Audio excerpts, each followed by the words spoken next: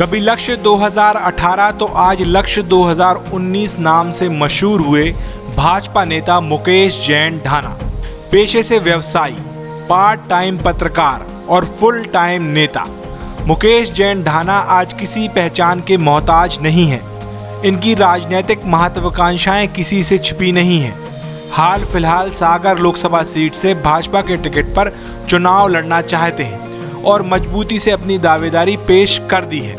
पिछले लंबे अरसे से भाजपा में सक्रिय मुकेश जैन ढाना केंद्रीय मंत्री और भाजपा की कद्दावर नेता उमा भारती के खेमे से आते हैं। वक्त बदला, लोग बदले, लेकिन इन्होंने अच्छे बुरे दोनों वक्त में अपने नेता यानी उमा भारती का साथ कभी नहीं छोड़ा। कहते हैं राजनीति में लोग बहुत जल्दी अपने आका या यूं कहें कि अपने नेता को बदल देते हैं, लेकिन मुकेश जैन ढाना ऐसे बिल्कुल भी नहीं है। उमा भारती जिस दौर में भाजपा से अलग हुई और उन्होंने अपनी पार्टी भारतीय जनशक्ति बनाई, ये भी उनके साथ रहे।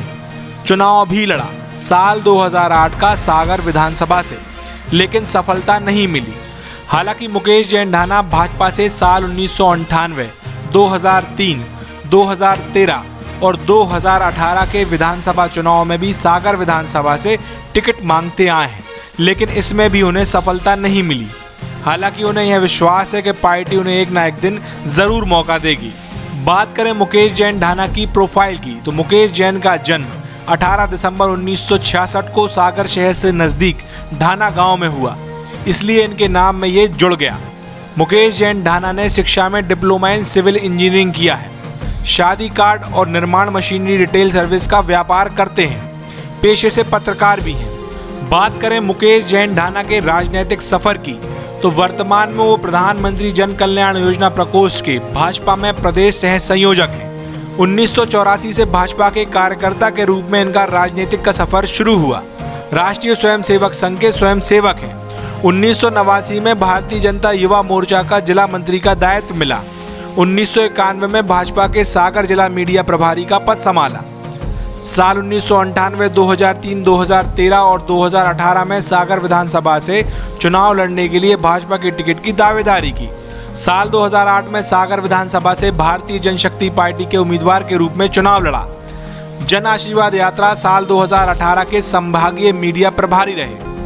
मुकेश जैन ढाना जितना राजनीतिक गतिविधियों में सक्रिय रहते हैं, उतना ही सामाजिक कार्यों से भी जुड़े हुए हैं। वर्तमान में दिगंबर जैन महापंचायत सागर के कार्यकारी अध्यक्ष हैं। साल 2007 में आचार्य विद्यासागर महाराज के सानिध्य में सागर में संपन्न हुए पंच कल्याणक में 100 धर्म इंद्र बने।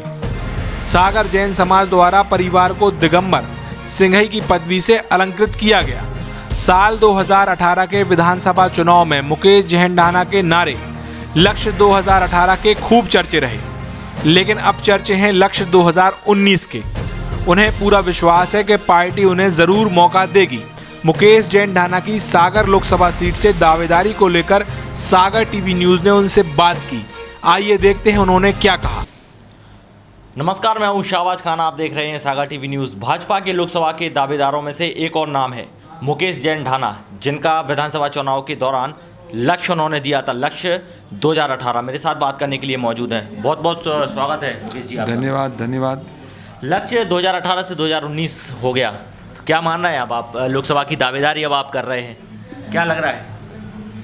मुझे उम्मीद तो है कि टिकट मिल सकता है। एक कार्यकर्ता के नाते, जैसी एक बात कही आपने कि 2018 तो टिकट किसी एक व्यक्ति को मिलना था, और मैंने उस समय गुस्से में आकर के निर्दलीय रूप से चुनाव लड़ने का फैसला किया था।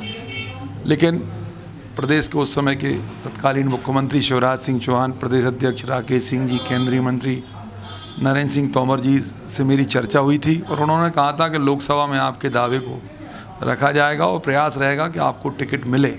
मैं पिछले 4 महीने से लगातार पूरे लोकसभा क्षेत्र में अपनी ओर से दावेदारी कर रहा हूँ, और मुझे उम्मीद है जिस ढंग से भोपाल से दिल्ली तक नाम लोगों के गए हैं, अंतिम अभी तक की जो जानकारी है 4 से 5 नाम हैं, और इसमें उन 5 नामों में एक नाम मेरा भी है, ऐसी मुझे आज सुबह तक की जानकारी है।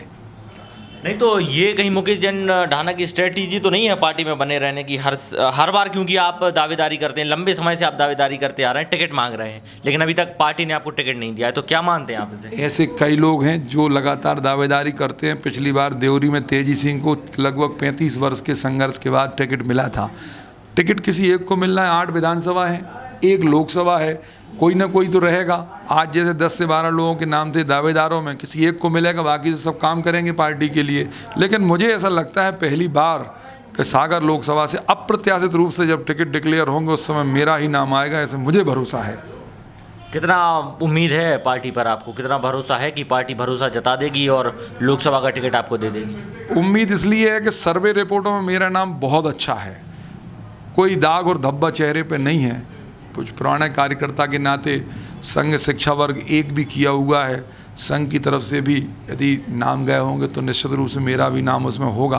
पार्टी कार्यकर्ताओं में मेरी छवि बहुत अच्छी है, लोगों से व्यक्तिगत रूप से जुड़ा हुआ हूँ, ज़मीन से चलने वाला मैं आदमी हूँ, इसलिए मुझे भरोसा है कि मुझे टिकट मिलेगा।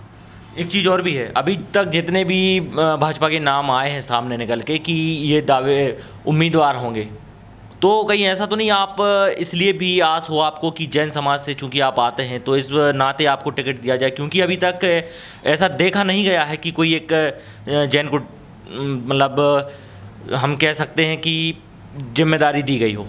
हम आपको बता दें कि पहली लोकसभा में 9 जैन समाज के लोग सांसद बन के लोकसभा में गए थे।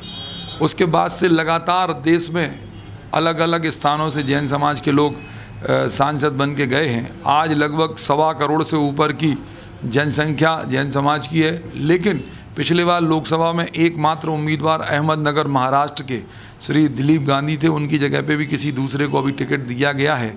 अभी तक 310 जो नाम आए हैं उसमें एक भी जैन समाज के किसी भाजपा के नेता को टिकट नहीं दिया गया है।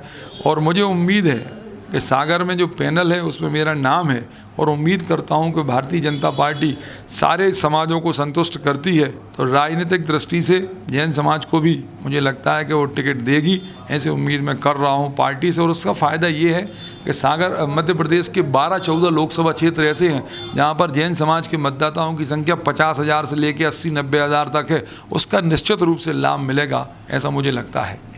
तो ये मान लिया जाए कि मुकेश जैन जी जो लक्ष्य लेके चलते हैं 2018 था, अब 19 है, मतलब अगर 19 में मौका मिल जाता है मुकेश जैन ढाना को तो उम्मीदों पर खरा उतरेंगे 100%। मैं आपको बता दूं कि 2018 परिस्थितियां कुछ दूसरी थी, 2019 कुछ दूसरी। यहाँ पे कोई बड़ा नाम नहीं है लोकसभा की दृष्टि से कि इसको ही टिकट मिलेगा।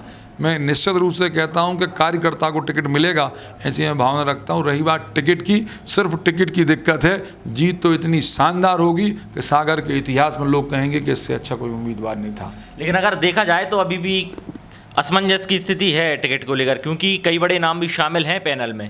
अगर हम बात करें तो भाजपा के जो बड़े नेता हैं वो भी ये चाह रहे हैं कि सागर से किस्मत आजमाई जाए। तो ऐसे में क्या लगता है कि मिलेगा मौका?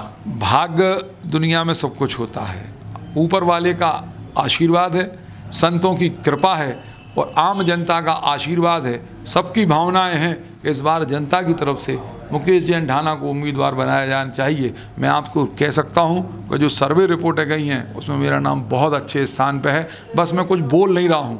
लक्ष्य के लिए तो मैंने लगातार 2-2.5 साल लगातार पूरी दीवार लेखन से लेके होर्डिंग, पोस्टर और बैनर, लेकिन पिछले 3 महीने से मैं अपने अंदरूनी रूप से कार्य कर रहा हूं। अब लोगों को समझ में आ रहा है कि इसका कुछ ना कुछ तो राज है कि मुकेश जैन ढाना चुप नहीं बैठते हैं। पहली बार चुप बैठे हैं, ऐसा हो सकता है कि टिकट आ जाए। टिकट आएगा, मैं कह रहा हूँ, मुझे भरोसा है पूरा। बाकी पर जो नहीं होगा तो उसमें मैं कुछ नहीं कर सकता हूँ। 35 वर्ष से भारतीय जनता पार्टी का कार्यकर्ता हूँ। इन 35 वर्षों में मैं पार्टी से कहीं दूर नहीं गया हूँ, लगातार संपर्क में हूँ सारे लोगों से, कार्यकर्ताओं से। एक बात और बीच में थी कि बड़े नेताओं के नाम आएंगे, लेकिन पार्टी ने ऊपर तय कर लिया है कि हम स्थानीय व्यक्ति को टिकट देंगे और स्थानीय को टिकट मिलेगा तो निश्चित रूप से बेहतरीन और शानदार जीत होगी।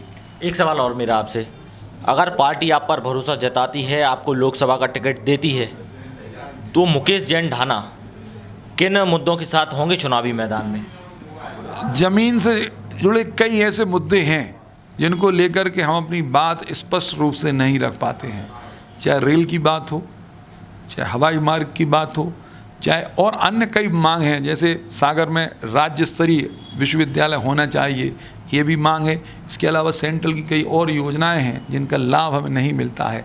एक और ऐसी योजना है कि 4 लाइन हर संभागीय मुख्यालय को राजधानी से 4 लाइन से जोड़ने की अभी पुरानी केंद्र सरकार ने, कांग्रेस सरकार ने घोषणा की थी। मैं चाहूँगा कि यदि मौका मिलता है मुझे तो निश्चित रूप से सागर से भोपाल तक 4 लाइन रोड के लिए मैं अपनी तरफ से पूरी ताकत से प्रयास करूँगा। एक और बात मैं रखूँगा कि भारत का नाम इंडिया नहीं भारत हो। ये क्यों हो? जब हम ऑक्सफोर्ड डिक्शनरी में इंडिया का नाम पढ़ते हैं कि इंडिया क्या है, तो उसमें लिखा रहता है इंडिया मतलब जाहिल, गंवार, अनपढ़, अपराधी। हम चाहते हैं कि भारत देश भरत भगवान के नाम पर पहले भारत का नाम हुआ था, यह नाम इंडिया की जगह भारत हो, ये मैं प्रयास करूंगा। यदि मैं सांसद बनता हूं तो पहला अशासकीय संकल्प इस माध्यम से ले आऊँगा कि इंडिया की जगह भारत नाम पढ़ा जाए पूरे विश्व में, ये मेरा प्रयास होगा। बिल्कुल, बहुत शुक्रिया हमसे बात करने के लिए। धन्यवाद। मुकेश जैन ढाना जो कि अब लोकसभा की तैयारी कर रहे हैं और उन्हें पूरा विश्वास है, उनका ये भी कहना है कि अगर पार्टी उन्हें मौका देती है तो बिल्कुल उनकी जीत जो है वो बहुत अच्छी होगी और बहुत शानदार तरीके से जीत कर वो चुने जाएंगे। इस वक्त फ़िलहाल इतना ही। मैं हूँ शाहबाज खान, मेरा साथ दे रहे हैं अनुज गौतम। शुक्रिया।